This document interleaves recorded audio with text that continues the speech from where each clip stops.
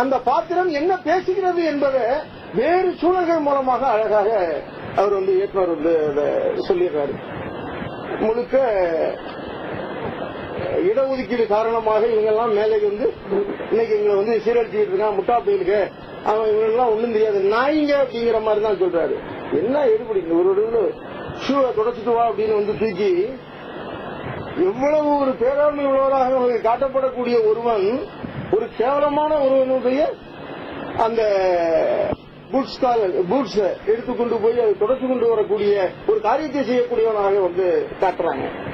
அவ்வளவு மோசமான நிலையில் இருக்கக்கூடிய ஒரு தன்மை.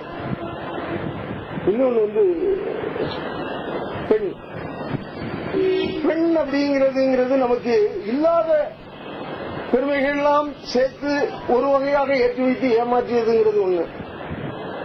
இன்னொன்னு ரொம்ப மிக கேவலமாக கொச்சப்படுத்தி அதை வேறு ஒரு நுகர்வு பொருளாக ஆக்கிக் கொண்டிருக்கிறதுங்கிறது ஒண்ணு. ஆனால் நுகர்வு பொருளாக ஆக்கப்பட்டிருக்கிற ஒரு சமூகத்தில் வாழ்ந்து கொண்டிருக்கக்கூடிய அந்த பெண்களினுடைய ஆசா பாசங்களினூடாகவே அவர்கள் எவ்வளவு ஒரு சக்தியுள்ள திறனாக மாற்றப்படுகிறார்கள் அப்படிங்கிறது எனக்கு காட்டப்படும். அதான் ரொம்ப முக்கியமானது. எனக்கு கடைசியில் அவர் சொல்லும் பொழுது கூட நீங்க இல்லைன்னா அந்த வெற்றி சாத்தியம் இல்லை அப்படின்னு இந்த பெண்கள் 3 பெண்களும் சொல்லும் பொழுது, நீங்கள் இல்லைன்னா சாத்தியம் இல்லை, சக்தியை சரியான வழியில திருப்பினதுனாலதான் நாம இந்த வெற்றி பெற்றோம் அப்படின்னு சொல்லும் பொழுது, அது சக்தி அப்படிங்கிறது எனர்ஜி அப்படிங்கிற சக்தியாகவும் இருக்கலாம், பெண் அப்படிங்கிற அந்த சக்தி அது ஒரு இடத்துல கூட வருது. சொல்ற பாரு, பல்வேறு வகையான மத ரீதியான விஷயங்களை எல்லாம் உள்ள இழைக்கும் பொழுது நீதான் காளி, நீதான் அவள் அப்படி இப்படிலாம் சொல்ற ஒரு உரையாடல் வழக்கு நம்ம பேசலாம். அப்போ பெண்ணை பற்றி பார்க்கக்கூடிய பார்வை, ஏன்னா முதல் பகுதியில் அந்த பெண்ணை பற்றி பார்க்கக்கூடிய பார்வை இருக்க படம் பார்க்கிற பல பேருக்கு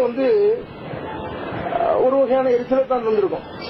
நிச்சயமா படம் பார்த்தீங்கன்னா நீங்க புரியும், இல்ல இப்படியா பொண்ணு என்னத்தான் படம் எடுத்துக்கிட்டு இருக்கிறீங்க, என்ன இது அப்படிங்கிற மாதிரியான.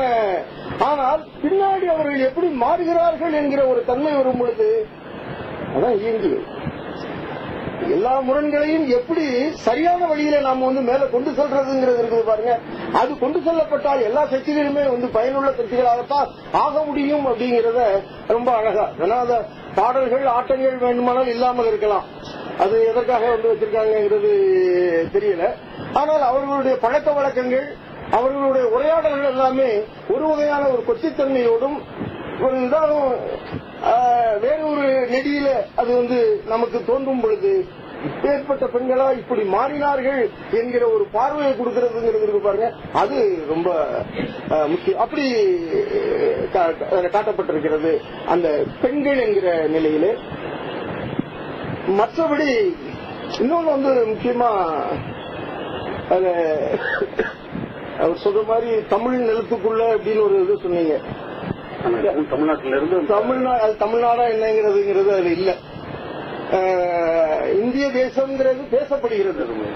இந்திய தேசத்திற்காக காக்க என் உயிரையும் கொடுப்போம், அதனுடைய மேன்மைக்காக, மக்களினுடைய மேன்மைக்காக உயிரையும் கொடுப்போம், இந்திய தேசம் எங்கள் தேசம் அப்படின்னு ஒரு 3 இடத்துல அந்த படத்துல பேசப்படுது. ஆனால் இந்திய தேசம் என்பதற்கான எதுவும் அதுல காட்டப்படலை அந்த படத்துல. அதுதான் ரொம்ப முக்கியமான பகுதி நாம பார்க்க வேண்டியதா இருக்கும்னு நினைக்கிறேன். ஏன்னா இது மற்ற படங்கள் போல் இல்லாத வேறொரு வகையான படம். இது யதார்த்த படம் இல்ல, முழுக்க முழுக்க ஒரு யதார்த்த தளத்துல உள்ள ஒரு பொருள் புரியக்கூடிய ஒரு தளம் இருக்குது. அப்படித்தான்